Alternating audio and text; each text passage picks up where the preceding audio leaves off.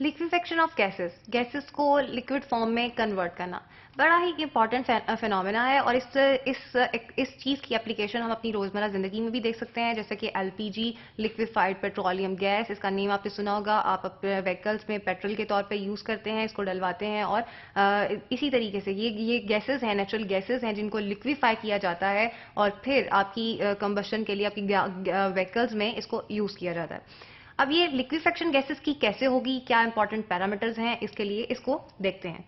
सबसे पहले कि एक फिजिकल चेंज है, गैस को हमने लिक्विड में एक फिजिकल चेंज लेके आना है, लिक्विड फॉर्म में इसको कन्वर्ट करना है। देन आप देखें कि कन्वर्जन के लिए जो प्रेशर और टेम्परेचर की कंडीशंस क्या होंगी।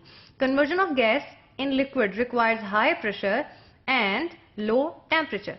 Low temperature and high pressure required होता है। टू इंपॉर्टेंट पैरामीटर्स जो कि आपको हर गैस की उसके मतलब स्पेसिफिक होंगे गैस के साथ, और each time you want to liquefy a gas आपको उसके दो जो पैरामीटर इंपॉर्टेंट चेक करने होंगे। One is the critical temperature and the critical pressure. What is critical temperature?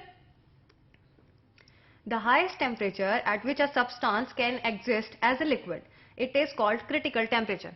मतलब आपको टेम्परेचर क्रिटिकल टेम्परेचर से कम करना होगा, क्योंकि आपने देखा कि हमने जब कंडीशंस कही कि low temperature and high pressure require होता है फॉर लिक्विफेक्शन के लिए, और ये क्रिटिकल टेम्परेचर एक ऐसा टेम्परेचर है जिससे अबव लिक्विफेक्शन नहीं हो सकती।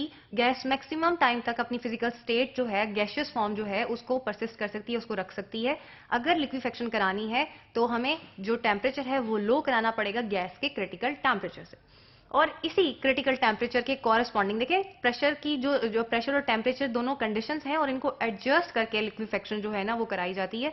तो क्रिटिकल टेम्परेचर के कॉरेस्पॉन्डिंग जितना प्रेशर हमें रिक्वायर्ड होगा लिक्विफेक्शन कराने के लिए, उसको हम क्रिटिकल प्रेशर बोल देते हैं। और इस स्टेट में जो वॉल्यूम होता है गैस का, उसको हम क्रिटिकल वॉल्यूम कह देते हैं। लेकिन ये याद रखिएगा कि वॉल्यूम जो mass law of mass conservation है वो एप्लीकेबल है, तो मैस जितना लिक्विफेक्शन से पहले है उतना ही बाद में रहेगा।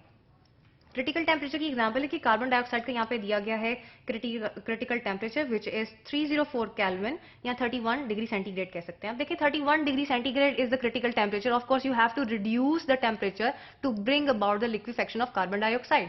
और ये एक ऐसी टेम्परेचर रेंज है जिसको आप सिंपली आप कह सकते हैं कि कार्बन डाइऑक्साइड की जो लिक्विफेक्शन है वो हम रूम टेम्परेचर पे भी करा सकते हैं। In Pakistan it's very much feasible कि आप रूम टेम्परेचर पे इसकी लिक्विफेक्शन करा सको, बट 25 को अगर हम रूम टेम्परेचर कंसिडर करें, 31 से हम कम करेंगे और इसकी लिक्विफेक्शन करा देंगे। अब ये जो क्रिटिकल टेम्परेचर या क्रिटिकल प्रेशर है, इसकी वैल्यूज जो वेरी करती हैं गैस टू गैस, इनका क्या मतलब है और ये क्या सिग्निफिकेंस है इसकी while we want to bring about liquefaction. Difference in their critical temperature among gases means that some gases are easier to liquefy and then the others. मतलब कुछ आसानी से लिक्विफाई हो जाती हैं और बाकी आसानी से नहीं होती। The value of the critical temperature of a gas depend करता है उसके साइज पे, शेप पे और इंटरमोलिकुलर फोर्सेस पे। Intermolecular forces are very much important. जितनी ज्यादा इंटरमोलिकुलर फोर्सेस होंगी उनको उतना ही ज्यादा उसका क्रिटिकल टेम्परेचर होगा। यहाँ पे हमारे पास एक टेबल दिया गया है जिसमें हमने डिफरेंट गैसेस के क्रिटिकल टेम्परेचर, क्रिटिकल प्रेशर हमारे पास है। अब हम देखते हैं कि किस तरह से ये जो पैटर्न है, इसमें कोई पैटर्न बन रहा है या नहीं बन रहा है, किस तरह से हम जान सकते हैं कि कौन सी गैसेस की लिक्विफेक्शन इजीली की जा सकती है और किसकी नहीं इजीली की जा सकती। जैसा कि सबसे पहले है हमारे पास अमोनिया, वाटर की देखिए कि whenever I talk about water in here, तो वाटर जो है, वाटर तीनों फिजिकल स्टेट में एग्जिस्ट करता है। यहाँ मैं वाटर वेपर्स की बात कर रही हूँ, वाटर वेपर्स को लिक्विफाई करने की बात कर रही हूँ। अमोनिया है, गैस है, ammonia gas, water, then carbon dioxide, oxygen, nitrogen, freon है और आर्गोन है। अब जो अमोनिया एंड वाटर है, इन दोनों के मॉलिक्यूल्स पोलर मॉलिक्यूल्स हैं। पोलर मॉलिक्यूल्स के दरमियान के पास van der Waals forces, dipole forces जिनको हम कहते हैं, ये ज्यादा होती हैं। अट्रैक्शन फोर्सेस ज्यादा हैं, और इनके क्रिटिकल टेम्परेचर जरा मुलायजा फरमाएं। क्रिटिकल टेम्परेचर जो है इसका अमोनिया का फॉर एग्जाम्पल 132.44 है। इसको अचीव करना मतलब you have to increase the temperature कि आप इसकी लिक्विफेक्शन करा सकें। और वाटर 374, इससे भी ज्यादा है। 374 आपको टेम्परेचर इंक्रीज करना पड़ता है, you have to increase the temperature, क्योंकि क्रिटिकल टेम्परेचर ऐसा टेम्परेचर है जिससे लो टेम्परेचर हो तभी लिक्विफेक्शन की जा सकती है। मींस अगर अमोनिया का 132 है तो इससे नीचे मतलब इससे कम टेम्परेचर होगा तो ही लिक्विफेक्शन की जा सकती है अमोनिया की। लेकिन रूम टेम्परेचर से देखें तो 132 इज टू मच टेम्परेचर। हम डिग्री सेंटीग्रेड में बात करें, हमें रूम टेम्परेचर से तो काफी ज्यादा टेम्परेचर करना पड़ेगा अमोनिया को लिक्विफाई कराने के लिए।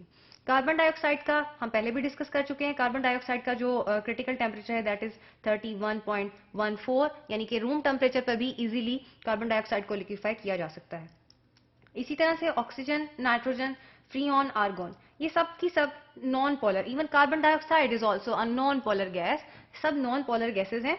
और ये नॉन पोलर गैसेज जो हैं, इनका जो क्रिटिकल टेम्परेचर है वो आहिस्ता आहिस्ता देखेंगे रिड्यूस कर रहा है, moving down to the table. ये जो ये है जो है ये रिड्यूस हो रहा है टेम्परेचर, क्रिटिकल टेम्परेचर। अब क्रिटिकल टेम्परेचर रिड्यूस होने की वजह क्यों है, ये है कि जो नॉन पोलर गैसेस होती हैं उनमें हम कहते हैं कि लंडन डिस्पर्जन फोर्सेस एग्जिस्ट करती हैं। लंडन डिस्पर्जन फोर्सेस जो हैं वो बहुत ही वीकर फोर्सेस होती हैं, बहुत वीक अट्रैक्टिव फोर्सेस होती हैं। और ये वीक अट्रैक्टिव फोर्सेस, क्योंकि जब हम लिक्विफेक्शन कराते हैं we make the gas do certain work against its own attractive forces. तो अट्रैक्टिव फोर्सेस ही कम है तो उसके लिए गैस को कम वर्क करना पड़ता है, उसकी एनर्जी कम लूज होती है और कूलिंग इफेक्ट नहीं आता, लिक्विफेक्शन मुश्किल हो जाती है। जैसा कि आर्गोन, इसका जो क्रिटिकल टेम्परेचर है वो है -122.26, जो कि यानी कि आपको काफी माइनस में टेम्परेचर लेके जाना है। अब आर्गोन जो है उसका टेम्परेचर है माइनस में, तो माइनस में मतलब माइनस में आपको टेम्परेचर मजीद उससे भी कम करना है। और कार्बन डाइऑक्साइड जो कि वो भी एक नॉन पोलर गैस है और वो रूम टेम्परेचर पर ही लिक्विफाई हो जाती है। अब जब हमने पोलर और नॉन पोलर गैसेस का कंपैरिजन किया तो हमने बड़ा डिस्टिंक्टिवली ये कंक्लूड कर लिया कि पोलर गैसेस जो हैं वो इजीली लिक्विफाई हो जाती हैं नॉन पोलर गैसेस से। अब नॉन पोलर गैसेस के अंदर भी कोई ट्रेंड है या नहीं है? नॉन पोलर गैसेस में अगर हम कुछ ट्रेंड सॉर्ट आउट करना चाहे फॉर द लिक्विफेक्शन, तो नॉन पोलर गैसेस वो जिनका साइज बड़ा हो और जिनका मॉलिक्यूलर वेट ज्यादा हो, वो उनका जो क्रिटिकल टेम्परेचर है वो ज्यादा है। क्रिटिकल जैसा कि कार्बन डाइऑक्साइड का 31.1 डिग्री सेंटीग्रेड है, रूम टेम्परेचर पर ही लिक्विफाई हो जाती है। लेकिन आर्गोन मोनोएटॉमिक गैस है, शेप और मॉलिक्यूलर वेट जो है कार्बन डाइऑक्साइड से काफी कम है। और इस वजह से दोनों ही नॉन पोलर हैं, लेकिन शेप और साइज कम होने की वजह से इसमें जो फोर्सेस है और अट्रैक्शन है वो और भी कम है। इस वजह से आर्गोन की जो लिक्विफेक्शन है वो बहुत ज्यादा टफ हो जाती है। ये था सर्टेन पैरामीटर्स के किस तरीके से हम लिक्विफेक्शन कर सकते हैं गैसेस की। अब हम देखते हैं कि मेथड्स कौन कौन से यूज होते हैं।